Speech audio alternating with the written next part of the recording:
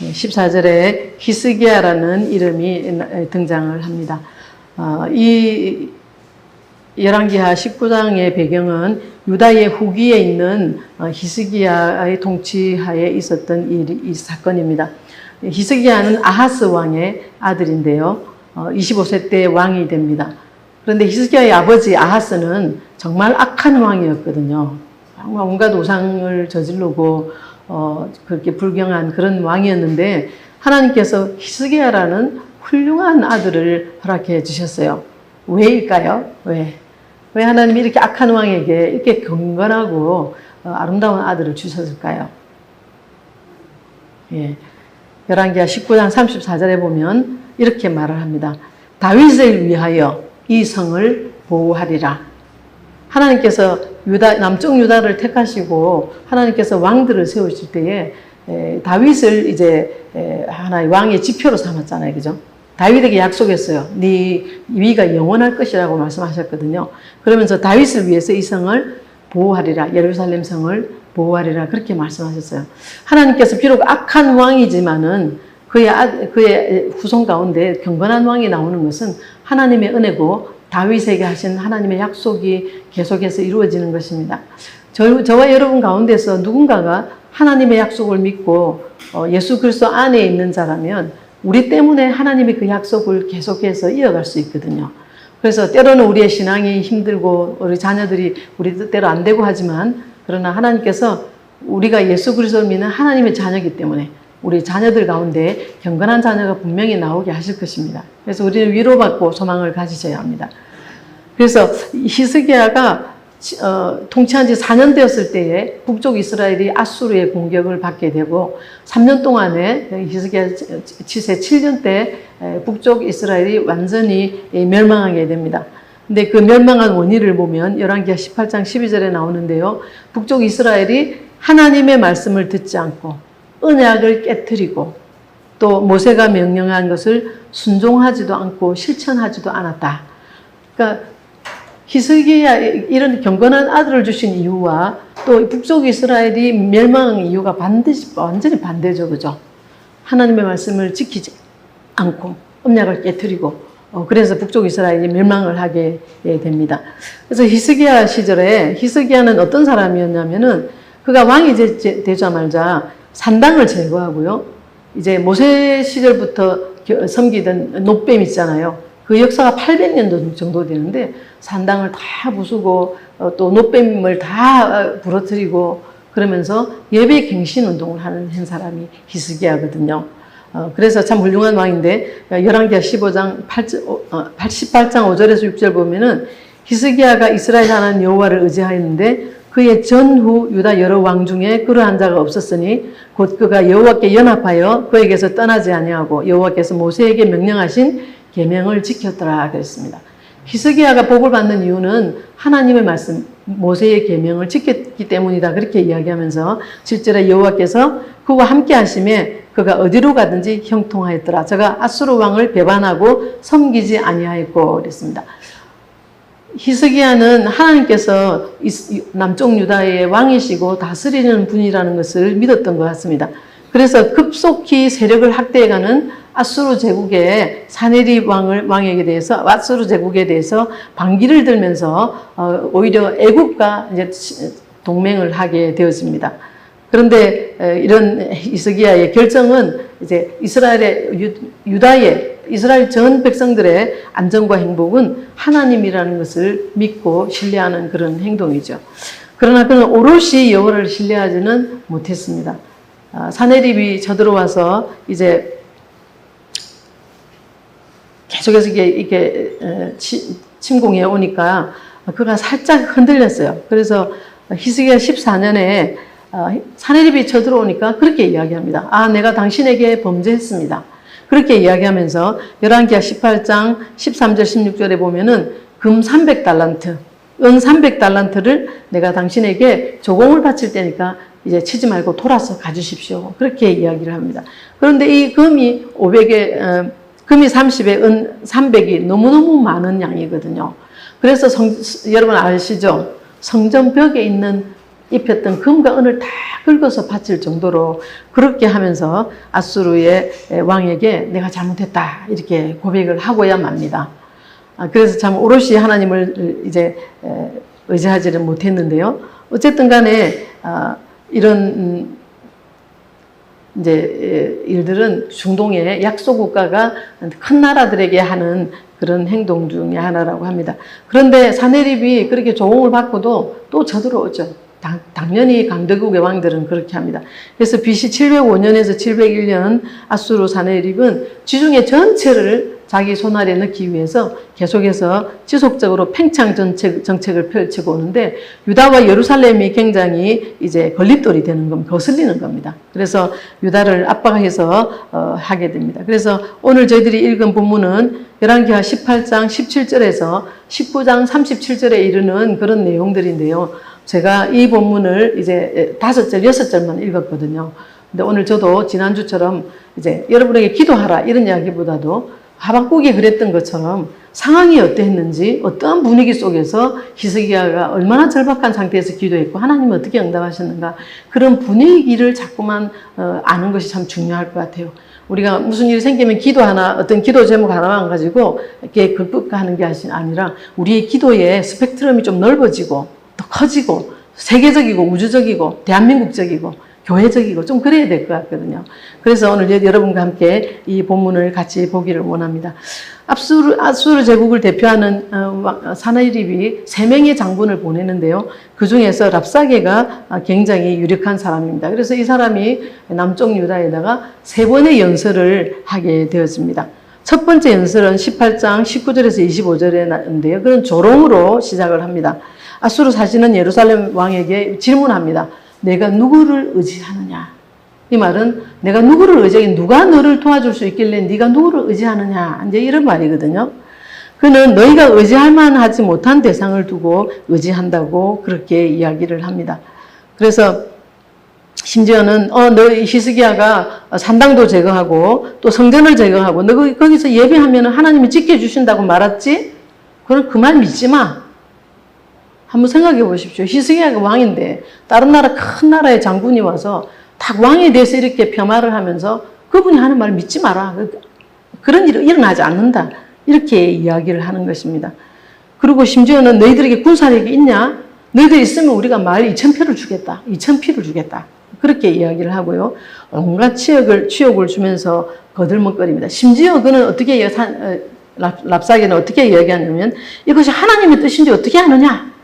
이렇게까지 이야기를 하면서 우리한테 항복을 하라. 그렇게 이야기합니다. 그러면서 어느 신도 우리한테 이긴 신이 없다. 우리가 각 나라에 가면 다 신을 섬기지만은 우리의 손에서 그 땅을 건져낸 신이 없다. 그러니까 너희들은 하나님을 의지할 필요가 없다 하면서 이 아수르는 이제 남쪽 유다를 향해서 그들이 애굽과 동맹하는 것에 대해서도 애굽을 어떻게 생각했냐면 상한 갈대 지팡이다. 그렇게 이야기를 합니다. 그래서 애굽 의지하지 마라. 너희들 애굽 의지해도 애굽이 너희를 도와주지 못할 것이다. 그리고 여호와 하나님, 너희들이 믿는 하나님 의지하지 말라. 누가 그 신들, 여러 신들 다 구원하지 못했다. 너희 신도 그들 중에 하나다. 이렇게 지금 이야기를 하는 것입니다. 랍사게는 두 번째 연설을 또 합니다. 그러면서 이 첫 번째 연설에 대해서 이제 유다의 높은 지위에 있는 사람들, 백성들의 반응은 어땠냐면은 그냥 할 말이 없어서 잠잠했습니다. 침묵. 그리고 어떤 일이 일어나는가 일반 백성들한테 알려지기를 원하지 않아서 쉬쉬쉬 하면서 제발 히브리어로 말하지 말고 아람어로 이야기해 주세요. 그렇게 이야기합니다. 너무너무 비겁한 모습이죠. 그죠?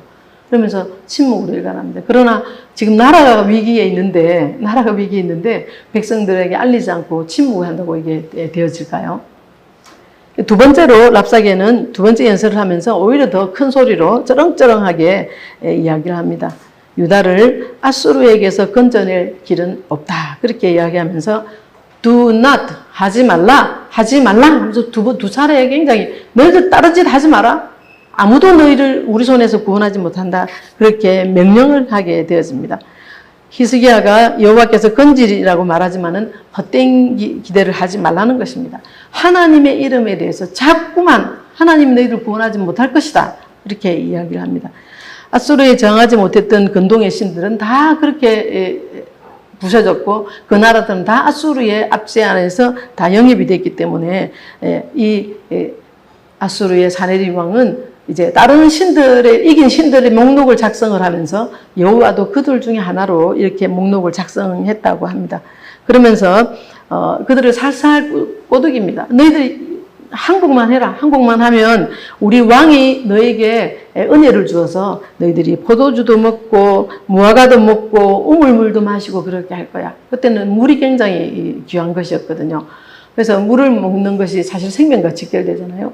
그러면서 너희 왕이 그렇게 하는데 히스기야한테 속지 마라. 심지어는 너희 왕에게 속지 말라. 그렇게까지 이야기를 하면서 이제 너희들이 우리에게 항복만 하면 우리가 너희들을 다른 땅으로 데리고 가서 거기서 온갖 풍요를 다 누리게 그렇게 할 것이다. 그런 이야기를 합니다. 너무 달콤하게 들릴 수도 있겠죠. 그죠? 그러나 이것이 얼마나 남쪽 유다에게 무시무시한 일인지 모릅니다. 그런데 히스기야는 어떻게 대처할 줄을 몰랐어요.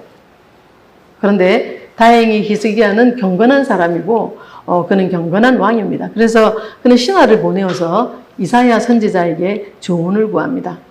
근데 이사야는 이런 시기에 아무런 모습을 보이지 않습니다. 보통 나라에 급한 일이 생기면 선지자가 딱 나타나서 왕이여 이렇게 하십시오 이렇게 하거든요. 근데 이사야가 아무 말을 하지 않습니다. 그런 이사야에게 왕은 가서 우리를 위해서 기도하소서. 기도하소서. 그렇게 하면서 이제 산모가 이제 아기를 낳아야 되는데 아기를 낳을 수 있는 힘이 없을 정도입니다. 그렇게 이야기하면서 그런 비참한 호소를 합니다. 그러면서 오늘은 반란과 징벌과 모욕의 날이라고 하면서 저들이 살아계신 하나님도 비방합니다. 그렇게 합니다.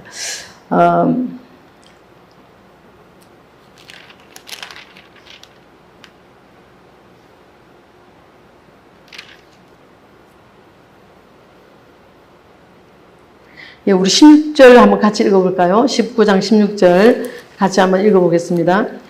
여호와여 귀를 기울여 들으소서. 여호와여 눈을 떠서 보시옵소서. 사네립이 살아계신 하나님을 비방하러 보낸 말들을 들으시옵소서. 사네립이 살아계신 하나님을 비방하는 말을 들으라고 하면서 여호와여 귀를 기울여 들으소서. 눈을 떠서 보시옵소서. 그렇게 이야기하면서 이제 선지자에게 기도해 주기를 요청을 하고 있습니다. 혹시 그런 말이 19절에 보면 우리 하나님 여호와여 원하건대 이제 우리를 그의 손에서 구원하옵소서. 그리하면 천하만국이 주 여호와가 홀로 하나님이신 줄, 한 분 하나님이신 줄 하는 이야기를 하고 있고요. 또 다른 본문에도 보면 홀로라는 말이 2번 나옵니다. 하나님 홀로 이 세상을 지으신 분이신데 이 하나님이 이름이 비방을 받고 있으니까 이제 히스기야 왕은 너무너무 안타까웠던 거죠. 그래서 이제 이사야에게 기도를 부탁합니다. 그러나 이사야가 전해오는 이야기는 이제 두려워하지 말라 그렇게 이야기합니다. 19장 6절에 보면은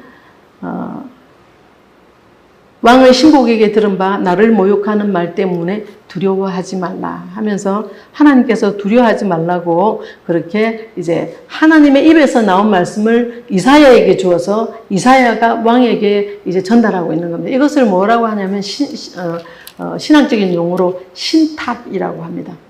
이사야가 전달하지만 그것은 이사야의 말이 전혀 아닙니다. 하나님께서 의도하는 것, 하나님 지금 행하려고 하는 것을 하나님의 입에서 나온 말씀을 그대로 전달해서 이사야를 통해서 왕에게 전달하는 신탁입니다. 신이 의뢰해서 하는 말, 그래서 신탁이라고 하는데요.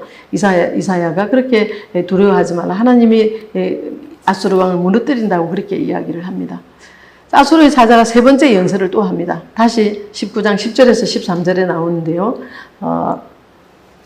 여러 왕이 여러 나라에 행한 바 진멸한 일을 내가 들었나니 내가 어찌 구원을 얻겠느냐 하면서 그렇게 하나님이 예루살렘을 아수르 왕의 손에 넘기지 아니하겠다 하는 말에 속지 말라 하면서 이제 히스기야 왕의 말에 속지 말라. 이렇게 하고 히스기야 왕이 거짓말을 한다는 거죠.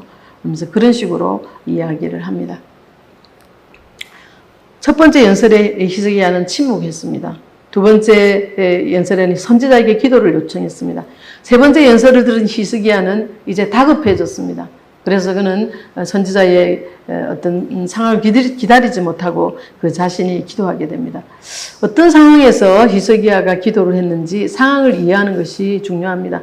히스기야는 자신이 더없이 무력할 뿐 아니라 다른 방책도 다 실패하고 어찌 해볼 수 없는 그런 절망적인 상태에 놓여 있는 것입니다. 그래서 세 번째 연설이 끝날 무렵 상황이 얼마나 긴박했던지 그는 급히 선지자의 중재를 기다리지 못하고 스스로 기도를 하러 들어갑니다.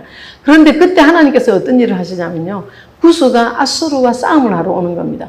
그래서 사실은 이스라엘에게 알려지지 않았지만 아수르 왕도 굉장히 다급해졌습니다. 왜냐하면 구스가 자기들한테 전쟁을 하러 오는데 자기들 지금 남쪽 유다하고 전쟁을 하고 있잖아요. 그죠? 그러니까 이번에는 편지만 보냅니다. 편지만 보내면서 왕의 말에 속지 말라. 그들이 구원하지 못할 것이다. 이런 이야기를 합니다. 그런데 그때의 히스기야 왕은 이제 성전에 옷을 찢고 굵은 베옷을 입고 성전에 들어가서 그 편지를 딱 펼쳐놓고 하나님 앞에서 이것을 보시라고 하면서 그렇게 기도하게 됩니다. 이 행동은 히스기야가 얼마나 마음이 아픈지 하나님 앞에서 자기의 마음을 찢는 그런 행동을 보여주는 것입니다. 극심한 고통. 그래서 얼마나 그 고통이 심하면 산모가 지금 아기 낳을 힘이 없습니다. 그렇게 표현할 정도로 그렇게 긴박한 상황이라는 것을 알 수 있습니다. 왕은 예루살렘 성전에 올라가서 기도합니다. 그러면서 히스기야의 기도는 먼저 하나님을 찬양하는 것을 볼 수 있습니다. 우리 19장 15절을 한번 같이 읽어보도록 하겠습니다. 그 앞에서 히스기야가 기도하여 이르되 그룹들 위에 계신 이스라엘의 하나님 여호와여 주는 천하 만국의 홀로 하나님이시라 주께서 천지를 만드셨나이다. 히스기야는 정말 하나님을 믿었습니다. 하나님께서 이 세상을 다스리고 통치하시며 이스라엘의 필요를 채워주는 유다 백성들의 필요를 채워줄 수 있는 분이라는 것을 하나님은 당신의 백성의 행복에 관심이 있으시고 그룹들이 보좌를 떠받치는 그런 전능하신 하나님이시며 예루살렘의 성전에 가시며 천하 만국을 홀로 다스리는 주님이시라는 것을 그는 먼저 입으로 고백을 합니다. 하나님이 누구신가 그 성품을 고백합니다. 우리가 기도할 때에 우리가 많이 간과되는 부분이 이런 부분입니다. 제가 영국에 있을 때 친구들이 자주 그런 이야기를 했거든요. 이제 채플 시간에 사람들이 일어나서 기도를 돌아가면서 합니다. 자원하는 사람들이 기도를 하는데요. 한국 사람이 기도를 하면 항상 무슨 기도를 하면은 학교 건물 짓게 해주시고 우리 학교 잘 마치게 해주시고 이런 기도를 하는 거예요. 굉장히 실질적으로 보이고 믿음 있어 보이죠, 그죠? 영국 형제들, 유럽에서 온 형제들은 어떤 기도를 하냐면 하나님 당신은 온 세상을 다스리는 주님이십니다. 주님이 없이는 나는 하루도 살아갈 수 없는 존재입니다. 하나님은 나는 연약합니다. 내가 하나님의 영광을 가리지 않게 해주십시오. 이런 기도들을 하거든요. 그래서 얼마나 한국 성도들의 기도의 차원이 좀 바뀌어야 된다고 생각을 하거든요. 항상 주기도문에 그러잖아요. 하늘에 계신 우리 아버지여 이름이 거룩히 여김을 받으시오며 하나님의 이름이 높임을 받고 그죠? 그 나라가 임하옵시며 하나님의 일이 이루어지기를 먼저 기도하라고 예수님의 기도에도 그렇게 가르치는 거죠. 히스기야는 하나님께 기도하면서 하나님을 어떻게 믿고 있는지를 고백합니다. 그죠? 우리 아버지가 누군지를 지금 정확하게 고백하는 겁니다. 어떤 때는 자녀들이 아버지를 무시하기도 하고 자기 뜻대로 안 해주면 아버지한테 화도 내기도 하고 그러죠. 히스기야는 지금 하나님을 어떤 분으로 알고 계십니까? 홀로 온 천하를 다스리시는 하나님이시고 주께서 천지를 만드셨습니다 하고 창조주 하나님이라는 것을 고백을 하고 있습니다. 히스기야는 이 찬양을 통해서 만물의 주인이시고 이 세상을 다스리시는 하나님께서 이제 이 백성의 형편을 보시고 우리 필요를 주목해 주시기를 요청하면서 그렇게 기도하고 있는 것을 볼 수 있습니다.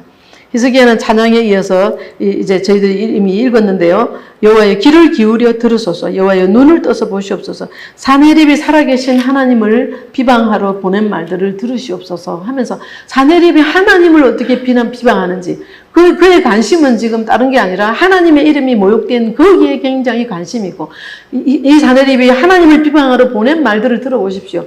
다른 신들도 구원 못했으니 너희 신도 구원 못할 것이다. 이것은 정말 인간이 하나님께 할 수 있는 말이 아닌 거죠. 그러나 감히 사네립은 이제 랍사게를 통해서 이런 이야기를 하는 것입니다.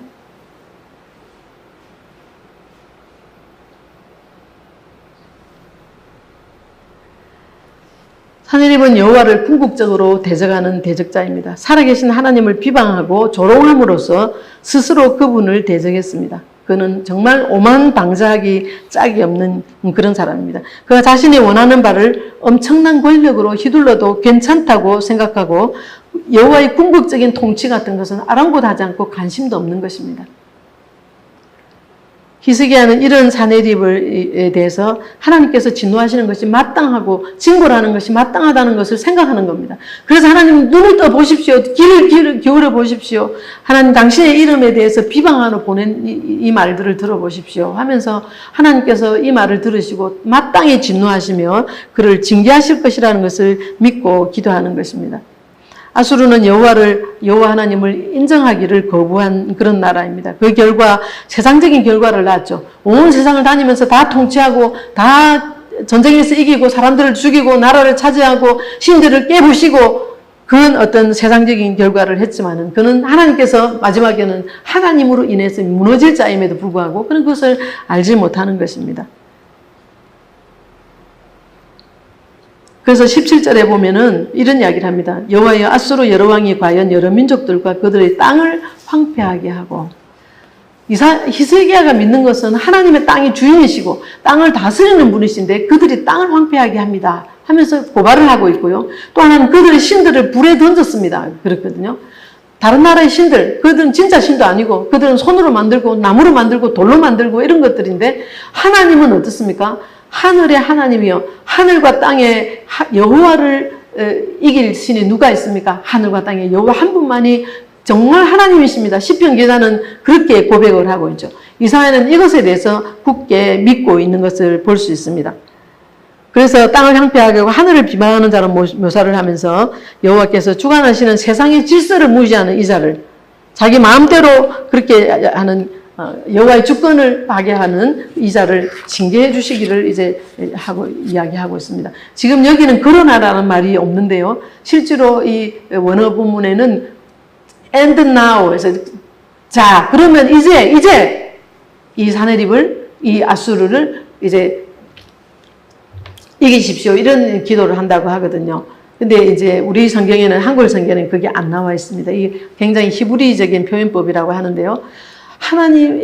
이제는 하나님 하면서 우리는 하나님의 자녀가 아니십니까? 아수르는 하나님의 대적이 아니십니까? 하면서 아수르와 하나님의 대적 관계를 이야기하고 유다 백성과 하나님과의 자녀와의 관계, 주권의 관계를 지금 하나님께 기억시키면서 이제 우리를 구원하시옵소서 하면서 우리 하나님 여호와여 원하건대 이제 우리를 그의 손에서 구원하옵소서 하면서 구원해달라고 그렇게 기도를 합니다. 그러면서 그는 그리하시면 천하만국이 주 여호와가 홀로 하나님이신 줄 알리이다 그랬어요. 그러면서 그는 마지막에 어떤 기도를 하냐면 하나님 그렇게 하시면 세상 사람이 보고 하나님을 두려워할 것입니다. 여러분 기생 라합이 이제 이스라엘 정탐꾼이 들어갔을 때 뭐라고 했습니까? 우리는 지금 두렵고 떨려서 혼미합니다. 우리 마음이 초가 녹듯이 녹고 있습니다. 그런 이야기를 했거든요. 왜냐하면 당신들이 애굽에서 나올 때 한 거, 당신들이 광야에서 겪었던 일, 홍해를 건넌 일 우리가 다 듣고서 우리 마음이 지금 녹았다. 우리는 너무너무 당신들의 하나님이 두렵다. 그런 이야기를 했거든요. 하나님의 역사가 일어나면은 그것을 들은 자들은 두려워할 수밖에 없는 거죠. 그래서 이제 히스기야는 그런 기도를 합니다. 우리를 구원하시면 천하만국이 하나님이 홀로 하나님인 줄 알게 될 것입니다. 여러분 우리가 기도하는 것이 내 가정의 평안과 우리 그 기도해야죠. 주님도 주 기도에서 일용할 양식을 주옵시고 우리가 우리에게 죄 지은 자를 사하여 준 것 같이 우리 죄를 사하여 줍시고 우리를 시험에 들게 하지 마옵시고 우리 일상적인 것을 이야기했지만은 주기도문의 그 위에 반은 하나님의 영광이고 하나님의 나라고 하나님의 뜻이고 하나님의 이름이 영광스럽게 되는 것이 먼저 나와 있거든요.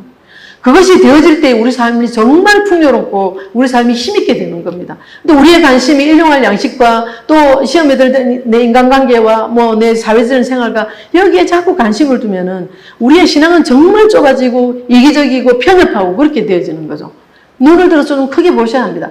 우리가 하나님이 그렇게 말씀하시잖아요. 하나님께서 우리가 하나님의 일을 하면 하나님은 우리 일을 해주신다 그러잖아요. 그죠?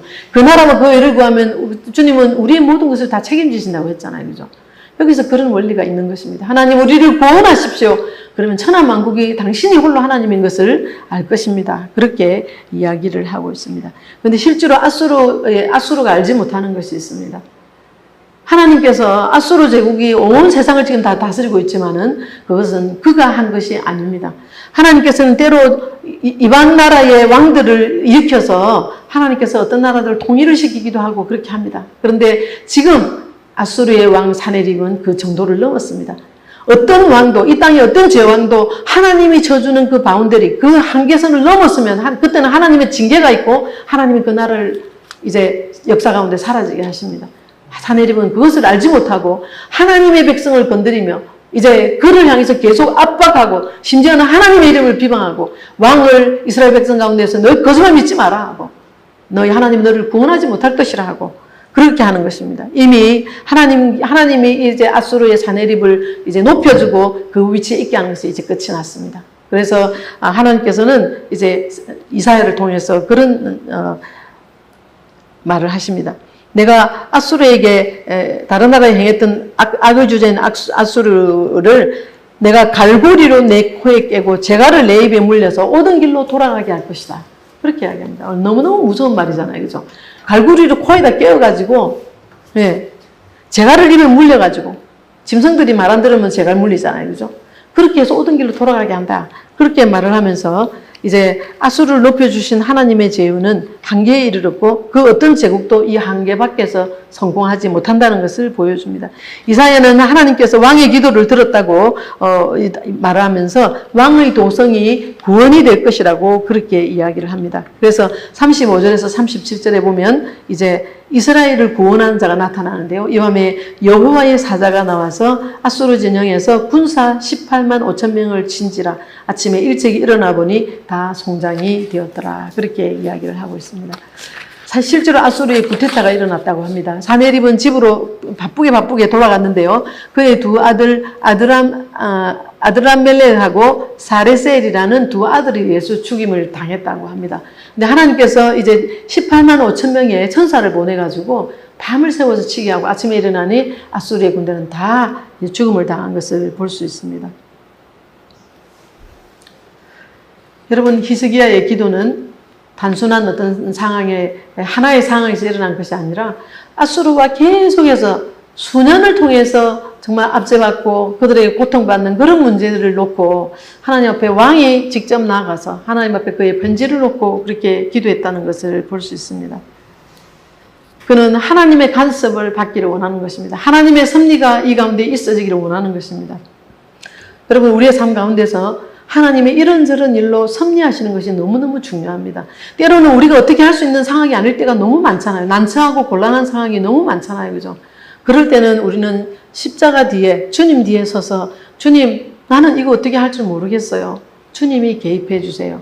오늘 여기는 천사 18만 5천 명을 보내고 또 구스라는 나라가 갑자기 나타나서 아수르를 치려고 하고 또 자기 나라에 반역이 일어났다 해서 달려가니까 자기 두 아들에 의해서 사네립은 죽임을 당하게 됩니다. 이런 모든 것이 결코 우연이 아닙니다. 하나님께서 유다를 구원하기 위해서 각본을 짜놓으시고 그것을 딱딱 직소처럼 맞추어서 진행해 가시는 것을 볼 수 있습니다. 하나님이 우리가 하나님과 함께하고 하나님이 우리의 기도를 들으시고 우리가 정말 하나님이 누구신가를 믿으며 그분이 나를 구원할 수 있는 것을 믿으며 우리가 주님 앞에 기도할 때에 주님은 우리의 모든 일들에 완벽하게 역사하시고 모든 것을 섭리하시고 마치 직소를 딱딱 맞추는 것처럼 그렇게 행하실 주님이라는 것을 우리는 믿어야 합니다. 하나님이 한번 움직이시면 수십 년 해결되지 못한 문제도 한 번에 해결할 수 있습니다. 하나님을 진심으로 믿는 것이 필요합니다. 여러분 기도 가운데 하나님을 높이시고 하나님이 누구신가를 인식시키시고 하나님 나는 당신의 이런 분들을 믿습니다. 그러니 하나님 나를 도와주십시오. 나는 정말 무능한 자이고 약한 자이고 아무것도 할 수 없는 자입니다. 하나님 나를 도와주십시오. 그래서 당신의 이름이 높아지게 해주십시오. 우리 아이가 잘 돼서 이렇게 하십시오. 우리 남편이 잘 돼서 이런 거 하지 마십시오. 여러분. 하나님, 우리 남편이 잘 되어서 하나님의 이름이 높여지게 하십시오. 우리 아이가 잘 돼서 하나님의 이름 높이게 해 주십시오. 이전보다 우리가 잘 사는 것이 예수님 때문이라는 것이 나타나서 사람들이 하나님의 이름 높이게 해 주십시오. 그것이 우리의 기도의 마지막 결론이어야 할 것입니다. 사랑하는 여러분, 오늘 히스기야는 우리에게 얼마나 급박한, 얼마나 절박한 상황 가운데 왕으로서 기도했는지를 보여주고 있습니다. 그에 아마 히스기야보다 더 어려운 분 여기 없으실 거예요. 상황적으로. 그죠? 그렇다고 한 나라를 섬기는 왕이 이런 나라가 이런 지경이 되었는데 얼마나 두렵고 얼마나 걱정되고 내가 잘 행여라도 이 나라가 이스라엘은 자기가 왕돼서 7년 만에 북쪽 이스라엘 다 멸망하는 거 봤잖아요. 그죠? 얼마나 걱정이 되겠습니까? 그래서 히스기야는 정말 그런 심정으로 기도하는 것을 볼 수 있습니다. 때때로 있잖아요. 저도 기도하면서 내가 이렇게 기도해서 하나님 응답하실까? 솔직히 그런 생각 들 때가 많습니다. 정말 내 속에서부터 있잖아요. 하나님이 이것을 하실 수 있다는 것을 정말 구구절절 애절하게 주님 그렇습니다. 주님이 아니면 정말 안 되겠습니다. 이런 마음으로 기도하지 못할 때 많거든요. 아마 내 기도가 응답되지 않는 것은 내 잘못이 아닌가 저는 그렇게 생각합니다. 사랑하는 여러분, 하나님 우리를 사랑하십니다. 오늘 찬양도 그런 찬양했는데 하나님은 능치 못함이 없으신 분입니다. 주님이 우리와 함께 하시면 여러분의 마음에 있는 아픔, 여러분의 안고 있는 문제들 다 해결할 수 있습니다. 그러나 이심을 가지고 하지 마십시오. 하나님 이렇게 하셔서 하나님의 이름이 좀 높임을 받길 원합니다. 하나님이 하셨다는 것이 모든 사람이 알기를 원합니다. 내 자녀가, 친척이, 남편이 알기를 원합니다. 그런 소망을 가지고 이 밤에도 기도하시기 바랍니다.